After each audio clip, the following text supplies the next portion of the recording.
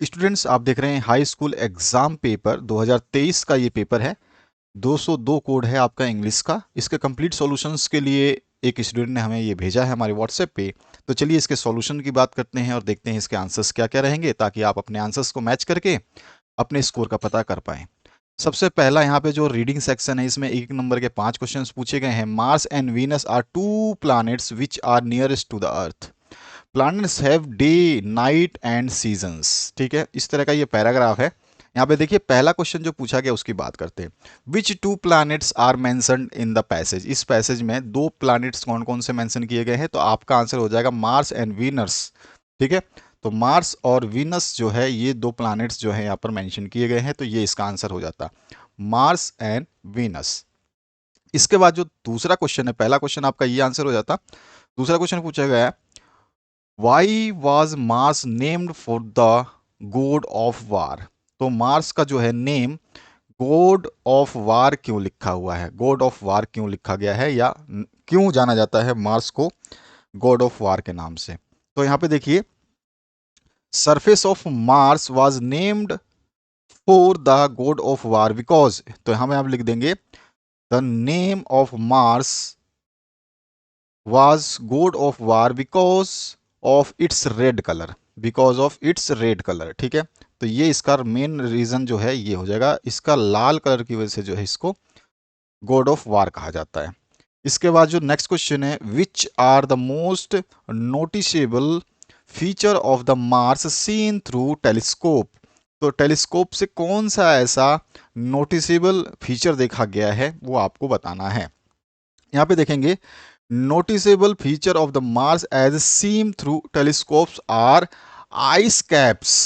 ठीक है, ice caps at its north and south poles। तो ये इसका आपका आंसर हो जाता क्वेश्चन नंबर थर्ड का। अब आते हैं हम नेक्स्ट क्वेश्चन की तरफ। यहाँ पूछा गया, find out a word from the passage which means sloping position. Sloping position का मतलब क्या होता है, इसमें आपको बताना है। Find out the word from the passage which means sloping position. तो यहाँ पे देखिए स्लोपिंग पोजीशन का जो हमारा आंसर हो जाएगा, यहाँ पे ध्यान से देखेंगे आप, तो यहाँ पर आपको दिखाई देगा टिल्टेड। ये टिल्टेड का मतलब वो है झुका हुआ या स्लोपिंग पोजीशन। ठीक है, तो ये टिल्टेड जो है इसका आंसर हो जाएगा एक वर्ड में। इसके बाद आते हैं नेक्स्ट क्वेश्चन की तरफ। Some astronomers have found on Mars. क्या फाउंड किया है उन्होंने, तो सम एस्ट्रोनॉमर्स ने क्या फाउंड किया है, आप देखोगे सम एस्ट्रोनॉमर्स हैव फाउंड कैनल्स। ठीक है, कैनल्स उन्होंने जो है फाउंड किया है, तो इसका आंसर हो जाता है आपका कैनल्स। यहाँ पे बी ऑप्शन जो है करेक्ट हो जाता। आते हैं अगले प्रश्न की तरफ। तो 5 अंक आप यहाँ से प्राप्त कर लेते हैं। दूसरा जो प्रश्न है, इसमें Helen Keller lost her eyesight and hearing at the age of 2। यहाँ पे एज ऑफ 2 लिखा हुआ है। ठीक है, अब चलिए इसके क्वेश्चंस को देखते हैं, तब आपको समझ में आएगा। When did Helen Keller lose her eyesight and hearing। तो अभी अभी हमने देखा at the age of 2, तो बी ऑप्शन जो है इसका करेक्ट हो जाता। Which word in the passage means one who is unable to see। Unable to see मतलब क्या होता है, जो देख नहीं सकता उसको हम क्या बोलेंगे, तो अनेबल टू सी मतलब ब्लाइंड। ठीक है ना, तो यहाँ पर जो है आप देख सकते हैं सी बिकेम डीफ। डीफ तो आपका हो गया क्योंकि वो लॉस्ट कर दिया था एबिलिटी को, किसकी, वहां पर एबिलिटी टू स्पीक। स्पीक अगर नहीं कर पाते, बोल नहीं पाते, तो उसको हम बोलते हैं डीफ। ठीक है, लेकिन जब हम देख नहीं पाते तो हम उसको बोलते हैं ब्लाइंड। ठीक है, तो यहाँ पर पैसेज में आप देखोगे, इस पैसेज को अगर ढंग से पढ़ते हो तो इसमें आपको जो है वो भी मिल जाएगा, ब्लाइंड भी। तो यहाँ पर जब हम इसका आंसर को देखेंगे तो ब्लाइंड जो है इसका राइट आंसर हो जाएगा। तो यहाँ पर जो ऑप्शन होगा वो ब्लाइंड हो जाएगा। वो अनेबल टू सी, जो देख नहीं सकता उसको अंधा बोलते हैं, ब्लाइंड यानी कि सी ऑप्शन करेक्ट हो जाएगा।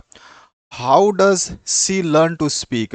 उसने कैसे जो है लर्न मतलब सीखा स्पीक यानी कि बोलना। तो Miss Sullivan help to her speak, यहाँ पर लिखा हुआ है देखोगे, Miss Sullivan who had himself has been blind, वो भी ब्लाइंड थी as a child but recovered her eyesight by the operation. और इसी ने जो है यहाँ पे बोला है कि इसीलिए जो है, यहाँ पे आप थोड़ा सा और जाओगे तो उसने जो है हेलेन को टॉट किया था स्पीक के लिए। ठीक है, तो सुलेवन, मिसेस सुलेवन जो है यहाँ पे आ जाएगा आंसर। तो यहाँ पर देखिए बी ऑप्शन करेक्ट हो जाएगा। How did miss Sullivan help Helen, तो उसने क्या करा, taught her speak read and right, तो यहाँ पर जो है सी ऑप्शन करेक्ट हो जाएगा। अगला जो क्वेश्चन है उसकी बात करते हैं। What did Helen do for the blind and the deaf, उसने क्या करा, spent her life working for them, ठीक है, तो यहाँ पर जो है डी ऑप्शन करेक्ट हो जाएगा। पैराग्राफ में सारा आंसर ये लिखा हुआ है। आगे बढ़ते हैं, यहाँ पे 5 अंक फिर से प्राप्त हो जाएंगे आपके। यहाँ पे garbage is a great environment hazard, तो आपका गार्बेज जो है, कूड़ा कचरा जो है वो एनवायरनमेंट के लिए खतरा है, उसका पैराग्राफ दिया गया है। इसमें भी 5 क्वेश्चन पूछे गए हैं, इजी पेपर था ये। Leaves can enrich dash fertility, तो लीफ जो है वो किसकी फर्टिलिटी को एनरिच करते हैं, किसकी फर्टिलिटी को बढ़ाते हैं, तो यहाँ पे आप देख सकते हो इस पैराग्राफ में लिखा हुआ है। यहाँ देखिए, leaves from the trees and many more garbage makes premises अगली और अनअटेम्प्ट एंड ब्रीड डिजीजेस।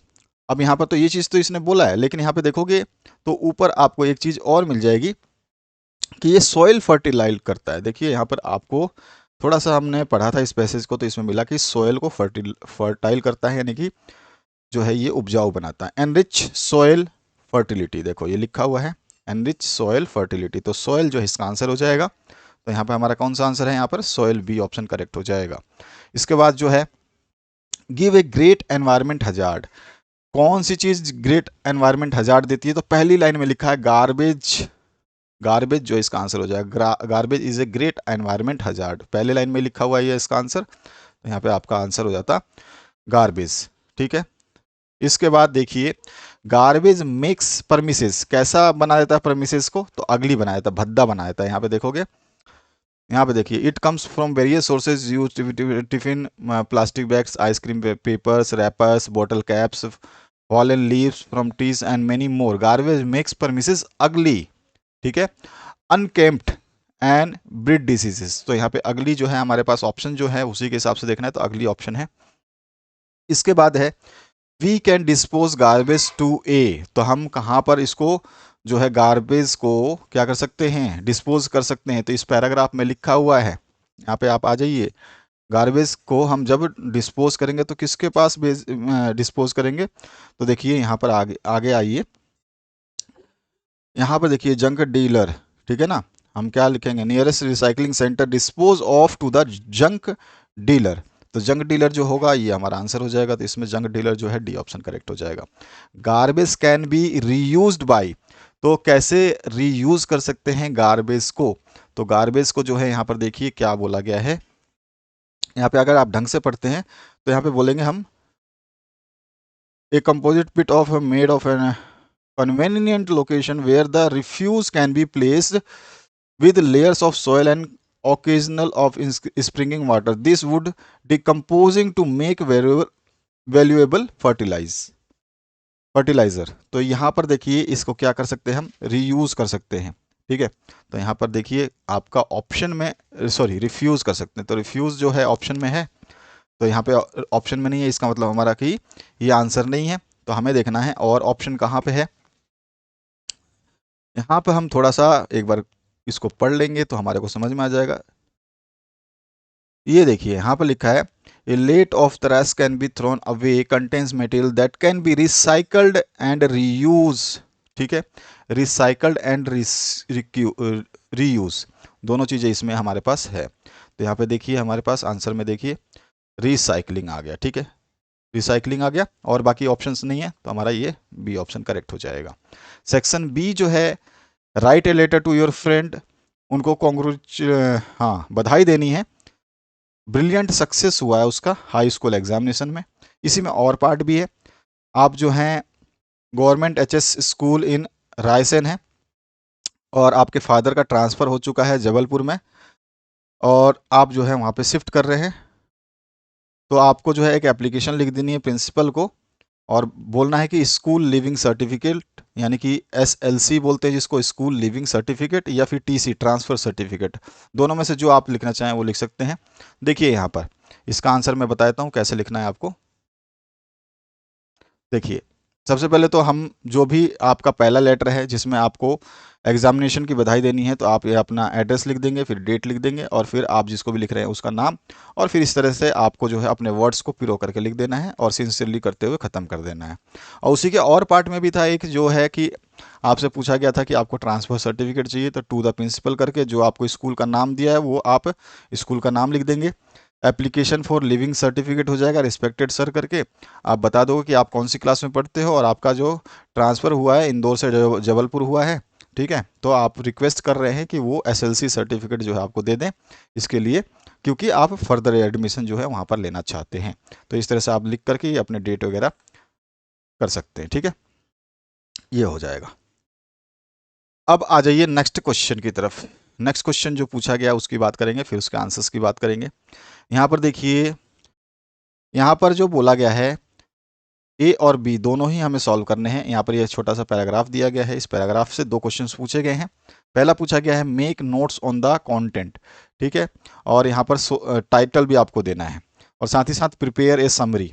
तो यहाँ पर 3 + 1 4 नंबर और 3 7 नंबर आपको यहाँ से मिलने वाला था। तो देखिए इन दोनों का आंसर्स कैसे लिखेंगे, ए और बी पार्ट के। तो हमारे चलते हैं हम ए और बी पार्ट के आंसर्स को बताने। सबसे पहले अगर हम बात करें, टाइटल लिख देते हैं acknowledge your mistake be happy, ये इसका टाइटल बेस्ट हो जाता। इसके बाद में मिस्टेक पहला हमारा हेडिंग हो जाएगा, फिर उसके बाद में इसकी सब हेडिंग्स जो है हम बता सकते हैं। इस तरह दूसरा हेडिंग हो जाएगा जो कि हम इसकी आपका नोट्स मेकिंग कर रहे हैं, तो नोट्स मेकिंग में ये मिस्टेक्स से ले लिया हमने, कौन कौन से मिस्टेक्स हो सकते हैं। नोबडी डिस्पाइसेस सच पर्सन, तो यहाँ पर भी हम उसमें से छांट छांट के लिख देंगे। और तीसरा जो है I appreciate the person who have the moral courage to accept the mistake soon. और समरी ऑफ द पैसेज आपको कम से कम वर्ड्स में लिखना है, तो समरी जो है हमने यहाँ पे लिख दी है। तो इस तरह का समरी जो है आपको लिखना था। तो ये हो गया आपका आंसर इसका। अब आते हैं हम अगले प्रश्न की तरफ, जो पूछा गया उसके आंसर्स हम देखते हैं। तो यहाँ पर आपका यहाँ पर ऐसे लिखना था, आपको एक निबंध लिखनी थी, तो आप किसी पे भी लिख सकते थे। ये सारे के सारे निबंध तो आपने बार बार पढ़े हैं। माई हॉबी तो सबसे कॉमन है, सेव वाटर भी कॉमन है, ठीक है, एनवायरमेंट पोल्यूशन तो और भी कॉमन है क्योंकि बार बार पूछा जाता है पर्यावरण प्रदूषण। तो इसको लिखते तो 7 नंबर यहाँ से आपको मिल जाते। सेक्शन सी की बात करें, ग्रामर सेक्शन, तो ग्रामर सेक्शन में देखिए सी sings dash C get time, तो यहाँ पे क्या हो जाएगा, सी सिंग्स वेन एवर, ठीक है, तो यहाँ पर क्या हो जाएगा, whenever she gets time, वो गाती है जब भी उसको समय मिलता है। तो वेन एवर यानी कि सी ऑप्शन करेक्ट हो जाएगा। If we heat the gold it क्या हो जाएगा, तो हम हीट करेंगे तो गोल्ड जो है मेल्ट हो जाएगा। If we heat the gold it melts, तो यहाँ पे बी ऑप्शन करेक्ट हो जाएगा। I have dash good books and learn I read them daily, तो यहाँ पर क्या हो जाएगा, यहाँ पे देखिए I have a few books, तो यहाँ पे बी ऑप्शन करेक्ट हो जाएगा, गुड बुक्स, ठीक है। और she gave dash her book to Neetu, तो she gave all her books to Neetu, तो यहाँ पे जो है ए ऑप्शन करेक्ट हो जाएगा। और this is Sonu dash is my cousin, तो this is Sonu who is my cousin, तो यहाँ पर जो है सी ऑप्शन करेक्ट हो जाता। अब आते हैं अगले सेक्शन में, पेज नंबर 5 पे। अब यहाँ पे देखिए सेक्शन बी जो है इसमें पूछा गया है choose the correct form of verb. यहाँ पे ब्रैकेट में दिया गया है एनी 5 करने थे आपको, यहाँ पे 6 दिए गए, 6 में से कोई भी 5 करने थे। तो I know he is honest, तो आई नो, ठीक है, दैट ही इज ऑनेस्ट, तो यहाँ पे आपका दैट आ जाता है, that is the right answer. इसके बाद dash his soul rest in peace, तो यहाँ पे हम किसी के लिए कामना कर रहे हैं तो मे आ जाएगा, मे। इसके बाद जो नेक्स्ट क्वेश्चन है we dash to follow traffic rule, यहाँ पे टू आ चुका है तो टू से पहले ऑट टू आता है, ऑट आता है हमेशा, मस्ट नहीं आएगा, शुड नहीं आएगा, तो यहाँ पे ऑट आ जाएगा, ऑट टू। इसके बाद में Arun is dash tallest boy in the class, तो अरुण इज द टालेस्ट क्योंकि पूरे क्लास में सबसे लंबा लड़का है, तो यहाँ पे द ऑप्शन करेक्ट हो जाएगा। यहाँ पे ऑट हो जाएगा, यहाँ पे मे हो जाएगा, यहाँ पे दैट हो जाएगा। इसके बाद my father is a dash teacher, तो my father is a retired teacher, तो रिटायर्ड टीचर आपका फर्स्ट ऑप्शन करेक्ट हो जाएगा। तो यहाँ पे हमारा रिटायर्ड जो है इसका आंसर हो जाएगा। नेक्स्ट जो है we dash wear mask in crowded places, तो क्या हो जाएगा, यहाँ पे टू नहीं लगा तो ऑट तो आएगा नहीं। अब हमारे को यूज्ड आएगा या शुड आएगा, तो वी शुड, ठीक है, यूज्ड नहीं आएगा, वी यूज्ड नहीं आएगा, वी शुड आ जाएगा, तो यहाँ पे SHOULD आ जाएगा आपका, ठीक है, तो ये शुड आ जाएगा आपका पहला ऑप्शन इसमें करेक्ट। अब आते हैं हम अगले प्रश्न पे। यहाँ पे डायरेक्टेड जैसे किया गया है आपको बताना है। यहाँ पे डायरेक्टेड कैसे बताएगा, change given sentence into passive voice, he teaches Hindi, तो Hindi is taught by him, ठीक है। इसके बाद सी लिव इन शिवपुरी, तो इसको करना है इंट्रोगेटिव में, तो यहाँ पे पूछा गया है क्या वो शिवपुरी में रहती है, तो did C live in Shivpuri, तो ये इसका आंसर हो जाएगा। सी डिड हिज वर्क वेल, तो यहाँ पे क्या हो जाएगा, इसको हमको नेगेटिव में बनाना है, तो यहाँ पर जो है ही है, तो ही यहाँ पे डिड है तो डिड नॉट आ जाएगा, तो ही did not do his work well, तो ये इसका आंसर हो जाएगा। नेक्स्ट है he is rich, he is not happy, तो इसका क्या हो जाएगा, he is rich yet not happy, वो अमीर तो है लेकिन खुश नहीं, तो यहाँ पर जो है आपको येट से इसको यूज करना था, तो हमने येट से यूज कर दिया इसको। आगे है work hard you will fail in exam, combine the sentence using और, तो केवल आपको कुछ नहीं करना था, वर्क हार्ड और you will fail in the exam, ठीक है। तो ये पूरा का पूरा वर्ड में केवल बीच में आपको वर्ड और डाल देना था, यहाँ पर फुल स्टॉप से, फुल स्टॉप नहीं लगेगा और आ जाएगा बीच में। और यहाँ पर देखिए he did not go to school he was ill, तो यहाँ पर हम कह देंगे he did not go to school because he was ill, तो बिकॉज भी यहाँ पे बीच में आ जाएगा क्योंकि बिकॉज से आपको यूज करना था, यहाँ पे आ जाएगा बिकॉज। इस तरह से ये आपका आंसर हो जाता सारा। अब आते हैं हम अगले प्रश्न की तरफ। Dash I dash for several minutes, तो आई क्या हो जाएगा, आई हैव बीन वेटिंग, मैं काफ़ी समय से मिनट से इंतजार कर रहा हूँ, I have been waiting, B option correct हो जाएगा। I dash speak English fluently, तो यहाँ पे क्या हो जाएगा, तो यहाँ पे आ जाएगा I can speak English fluently, तो यहाँ पे ए ऑप्शन करेक्ट हो जाएगा। यहाँ पे Ashu dash a lot of money, तो आशु स्पेंड्स, तो यहाँ पे जो है आशु स्पेंड्स हो जाएगा, और इसके बाद क्योंकि वो सिंगल है, और dash that glitter is not gold, तो ऑल दैट ग्लिटर्स, यहाँ पे ऑल आ जाएगा, ठीक है, all that glitters is not gold. इसके बाद जो नेक्स्ट क्वेश्चन है, द रेवोल्यूशनरीज क्रांतिकारी डैश ए पेट्रोइक सॉन्ग, जो है ये क्या गा रहे हैं, राष्ट्रगीत गा रहे हैं, तो यहाँ पे आ जाएगा all the revolutionaries singing were singing, ठीक है, वर आ जाएगा क्योंकि यहाँ पे बहुत सारे रेवोल्यूशनरी, बहुत सारे क्रांतिकारी है, तो वर सिंगिंग, तो यहाँ पे आ जाएगा ए ऑप्शन करेक्ट। इसके बाद आइए, Javed dash living with his friend Kapil since 8 o'clock, अब यहाँ पे सिंस की बात आ गई, तो यहाँ पे क्या आ जाएगा, Javed has been living with his friend Kapil since 8 o'clock, तो यहाँ पे हैज बिन आ जाएगा, बी ऑप्शन करेक्ट। आते हैं next question, section D. Section D है one day I saw a small snake in the compound वाला चैप्टर से है आपका। पहला क्वेश्चन देखिए, where did the snake hide himself, तो यहाँ पे कोकोनट सेल में उसने जो है हाइड कर लिया था, स्नेक जो है, स्नेक क्या है, कंपाउंड में पाया, और देखो क्विकली मूव और hide himself in coconut shell, तो यहाँ पे कोकोनट सेल जो है इसका आंसर हो जाएगा। Where did Raja put the stone, तो उसने क्या करा, पुट को स्टोन को कहाँ रखा, तो यहाँ पे देखिए I quickly went near the close and mouth coconut shell with stone, तो कोकोनट सेल में रखा उसने, तो यहाँ पे जो आ जाएगा आपका इन द कोकोनट सेल। इसका जो नेक्स्ट क्वेश्चन है, why did the snake move away, तो किस लिए मतलब भाग रहा था, तो वो जो है बचने के लिए, छिपने के लिए भाग रहा था, तो बी ऑप्शन करेक्ट हो जाएगा। नेक्स्ट जो क्वेश्चन उसकी बात करते हैं, what did grandmother do with the coconut shell, तो ग्रैंड मदर ने क्या करा था, तो ग्रैंड मदर ने उसको जो है फेंक दिया था, उसने क्या करा, छीन लिया and the shell and threw it away, छीन लिया और उसने फेंक दिया ग्रैंड मदर ने। इसके बाद जो है नेक्स्ट क्वेश्चन क्या है आपका, रीड करना एक्सट्रैक्ट को, once upon a time there live a king in central India, इस तरह से ये पैराग्राफ है, और इसको हमारा पहला क्वेश्चन जो पूछा गया है, where does the king live, तो सेंट्रल इंडिया पहले ही ऑप्शन में है। अच्छा, इसके बाद देखिए, the king spent more time, तो वो जो है सबसे ज़्यादा समय किस में व्यतीत करता था, अपने बाल को संवारने में, तो कॉम्बिंग हिज हेयर, तो ए ऑप्शन करेक्ट हो जाएगा।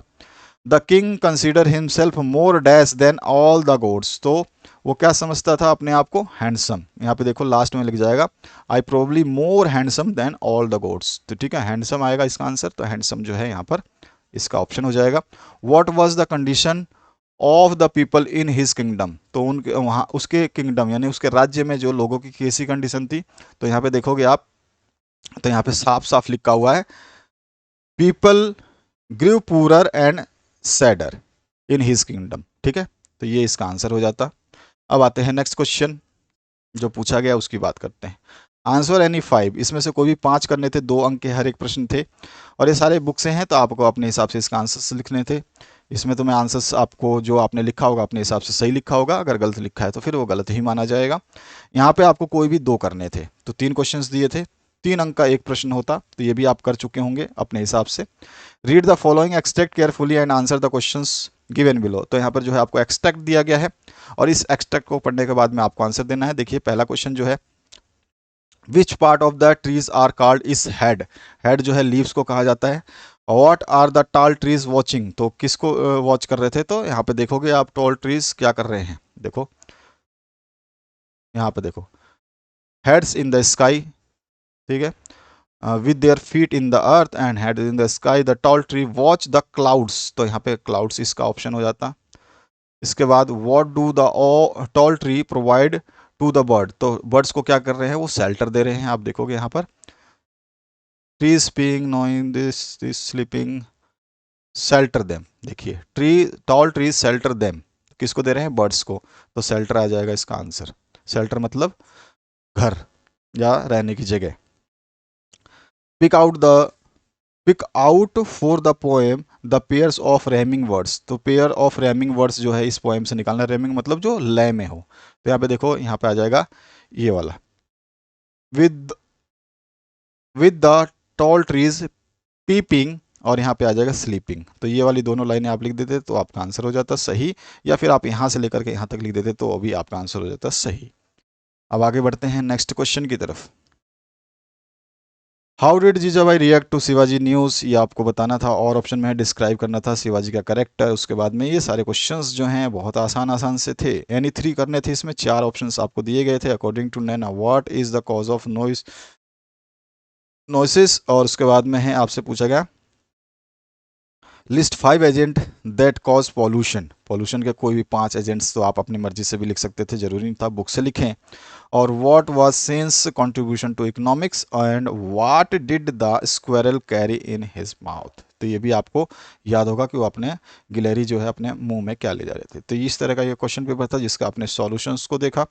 आशा करूंगा इस सॉल्यूशन से आप अपने पेपर के मार्क्स को मैच कर पाएंगे, और आपके जो भी नेक्स्ट वीडियो होंगे, जैसे ही हमारे पास कोई भी पेपर आता है उसके सॉल्यूशंस आप तक पहुंचा दिए जाएंगे। Thank you very much, have a good day.